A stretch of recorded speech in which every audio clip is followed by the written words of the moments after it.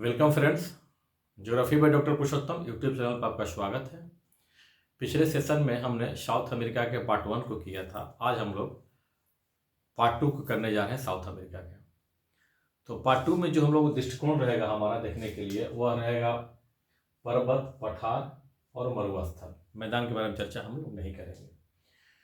तो आइए इसकी शुरुआत करते हैं। शुरुआत करने से पहले अगर आप इस चैनल पर नए हैं तो इस चैनल को सब्सक्राइब करें, लाइक करें और शेयर कर दें। तो बात करते हैं सबसे पहले पर्वत के बारे में। पर्वत की जब बात करते हैं साउथ अमेरिका में तो हम देखते हैं यहाँ पर ये जो है हमारा माउंटेन है वो है एंडीज पर्वतमाला। कौन सी है? एंडीज पर्वतमाला। यहाँ पर साउथ अमेरिका के उत्तरी भाग में एक और है पर्वतीय भाग है जिसे हम लोग बोलते हैं गुयाना हाईलैंड। इसके बाद यहाँ पूर्वी भाग में एक पर्वतीय भाग है जिसे हम लोग बोलते हैं ब्राजीलियन हाईलैंड। गुयाना हाईलैंड और ब्राजीलियन हाईलैंड। तो तीन पर्वतों के बारे में हमें ध्यान रखना है, एंडीज, गुयाना हाईलैंड और ब्राजीलियन हाईलैंड। अब इसमें से जो हमारा एंडीज पर्वतमाला है वो साउथ अमेरिका के 7 देशों से, एंडीज पर्वतमाला जो है साउथ अमेरिका के 7 कंट्रीज से होकर के गुजरता है। ये कौन कौन से कंट्रीज है? वेनेजुएला, कोलंबिया, ये हमारा हो गया वेनेजुएला, यहाँ पे हमारा हो गया कोलंबिया, इक्वाडोर आ गया, बोलिविया, पेरू, चिली और अर्जेंटीना। ये 7 देश हो गए।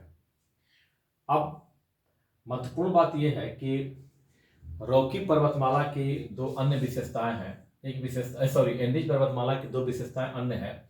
यह कि यह सेकेंड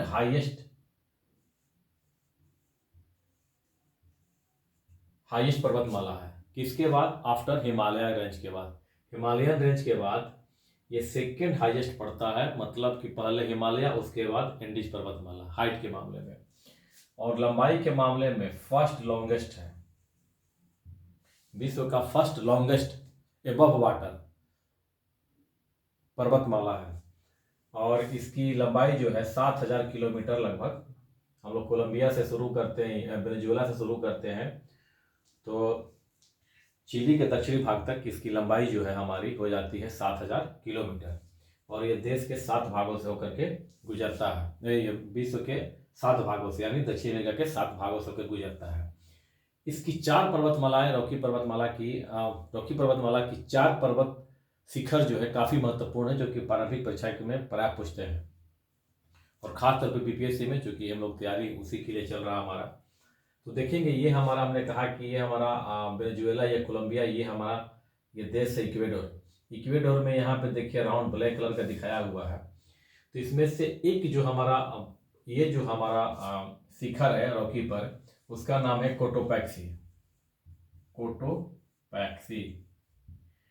कोटोपैक्सी के साउथ में इक्वेडोर में ही रॉकी पर्वतमाला पर एंडीज पर्वतमाला पर ही इक्वेडोर में ही एंडीज पर्वतमाला पर कोटोपैक्सी के बाद एक और पर्वतमाला है जो काफी महत्वपूर्ण है, जो कोटोपैक्सी के साउथ में है एंडीज पर। उसका नाम है चिम्बोराजो।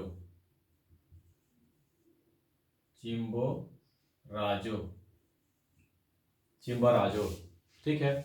और कोटोपैक्सी की हाइट जो है ये है 5826 मीटर, जबकि चिम्बोराजो की हाइट जो है वो है 6310 मीटर। इसका मतलब इक्वेडोर की सबसे अधिक ऊंचाई वाली शिखर एंडीज पर्वतमाला पर वो है चिम्बोराजो। कौन सा है? चिम्बोराजो। और इसकी हाइट जो है 6310 मीटर है। अब एक महत्वपूर्ण बात यह है कि जो इक्वेटर जो हमारा गुजरता है वो गुजरता है कोटोपैक्सी से होकर के। ध्यान रखेंगे, कोटोपैक्सी के इक्वेडोर से थोड़ा सा नीचे में हमारा कोटोपैक्सी पड़ता है। जिस प्रकार से यही लाइन जब गुजर जाती है अफ्रीका कॉन्टिनेंट में, तो अफ्रीका में भी इक्वेटोर के जस्ट करीब में हमारा माउंट केनिया है, जिसकी ऊंचाई 5100 समथिंग है। तो कहने का मतलब है कि इक्वेटर के पास जो विश्व की 2 प्रमुख पर्वतमालाओं में से दोनों को दोनों यहीं पर अवस्थित है। साउथ अमेरिका में कोटोपैक्सी और अफ्रीका में माउंट केनिया। इसकी हाइट जो है 5826 मीटर है, तो अफ्रीका में जो माउंट केनिया है इक्वेटर के पास, उसकी 5100 समथिंग मीटर हाइट है। ठीक है, ये हो गया।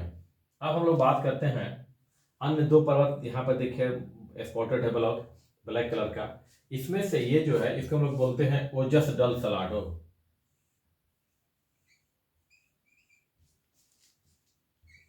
ओजस डल सलाडो ये पीक है रॉकी पर्वतमाला पर, और ये जो पड़ जाता है अर्जेंटीना में, अर्जेंटीना कंट्री में है ओजस डल सलाडो। इसके दक्षिण में यहाँ पर ये जो है ये पर्वत शिखर है, इसको हम लोग बोल देते हैं एकांकागुआ। एकांकागुआ, ठीक है। तो एकांकागुआ जो है, एकांकागुआ ये भी पड़ जाता है कहाँ पर, अर्जेंटीना में। दोनों ओजस डल सलाडो और एकांकागुआ दोनों कहाँ पर है, अर्जेंटीना में है। और ओजस डल सलाडो की जो हाइट है वो है 6908 मीटर, 6908 मीटर। जबकि एकांकागुआ की जो हाइट है वो है 6959, 6959 मीटर। कहने का मतलब ये है कि दक्षिण अमेरिका की जो सबसे ऊंची चोटी है कौन सी है, एकांकागुआ है। उसके बाद हाइट के बाद दूसरे स्थान पर कौन आता है, ओजस डल सलाडो। ठीक है, इसके साथ साथ ये भी हमें ध्यान रखना है कि एकांकागुआ जो है विश्व की सबसे ऊंची मृत ज्वालामुखी है, मृत ज्वालामुखी शिखर है। जबकि ओजस डल सलाडो विश्व की सबसे ऊंची सक्रिय ज्वालामुखी शिखर है। यह सक्रिय ज्वालामुखी शिखर ओजस डल सलाडो विश्व की सबसे ऊंची, और ये मृत ज्वालामुखी शिखर है विश्व की सबसे। दोनों अगल बगल है और दोनों ही जो है एंडीज पर्वतमाला पर है। इसको हम ध्यान रखेंगे। इसके साथ साथ ये भी आता है कि एकांकागुआ जो है दक्षिणी गोलार्ध की सबसे ऊंची शिखर है, दक्षिणी गोलार्ध की सबसे ऊंची शिखर है। ये भी हमें ध्यान रखना होगा। अब तो हमने पर्वतमालाओं के बारे में बात हमारी हो गई। ठीक है, ब्राजीलियन हाईलैंड ये सब सारा बात है, इसमें कोई विशेष ऐसी बात नहीं है। बस ध्यान रखना कि ब्राजीलियन हाईलैंड कहाँ पर है, तो ब्राजील में है पूर्वी भाग में, और गुयाना कहाँ पर है, उत्तरी भाग में है। अब बात करते हैं पर्वतमाला के बाद हम लोग बात करते हैं पठार के बारे में। तो यहाँ के दो पठार बहुत महत्वपूर्ण है, सिंबल से देख रहे हैं, ये और ये दोनों सेम सिंबल की तरह है। तो एक है माटो ग्रासो प्लेटो जो कि ब्राजील में है। कौन सा है, माटो ग्रासो प्लेटो। और यहाँ पर एंडीज पर्वतमाला के बीचों बीच में एक अंतर पर्वतीय पठार है जिसे हम लोग बोल देते हैं बोलिविया प्लेटो। अंतर पर्वतीय पठार है, देखिए एंडीज के बीच में है, इसे हम लोग बोल देते हैं बोलिविया का पठार। और ये है माटो ग्रासो प्लेटो। माटो ग्रासो पठार जो है खनिज संसाधन से परिपूर्ण है, खनिज संसाधन से भरा हुआ है। आप समझ सकते हैं कि ब्राजील की छोटानागपुर पठार की तरह है ये। मैंने भारत जो छोटानागपुर पठार है वो ब्राजील का, वही ब्राजील में माटो ग्रासो है। अब पठार के बारे में बात करते हैं मरुस्थल के बारे में। तो मरुस्थल के बारे में जो है, मरुस्थल में दो मरुस्थल यहाँ का महत्वपूर्ण है, एक है अटाकामा का मरुस्थल और दूसरा है पटागोनिया का मरुस्थल। अटाकामा का मरुस्थल जो है विश्व का सबसे ड्राइएस्ट शुष्कतम मरुस्थल है। विश्व का सबसे शुष्कतम मरुस्थल कौन सा है, अटाकामा मरुस्थल है। ठीक है, कहाँ पड़ता है, चिली में। ये कहाँ पर है, चिली देश में है।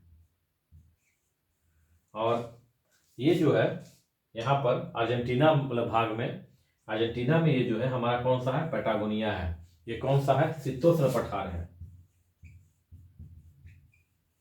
शीतोष्ण पठार मतलब कि टेम्परेट प्लेटो, ये शीतोष्ण जलवायु प्रदेश में पड़ता है। और ये कौन सा है, पैटागोनिया का पठार, और ये जो है अर्जेंटीना में पड़ता है।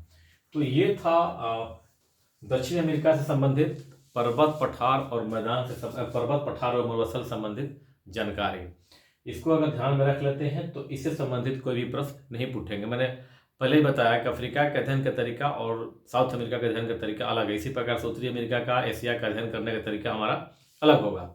तो इसको देखें।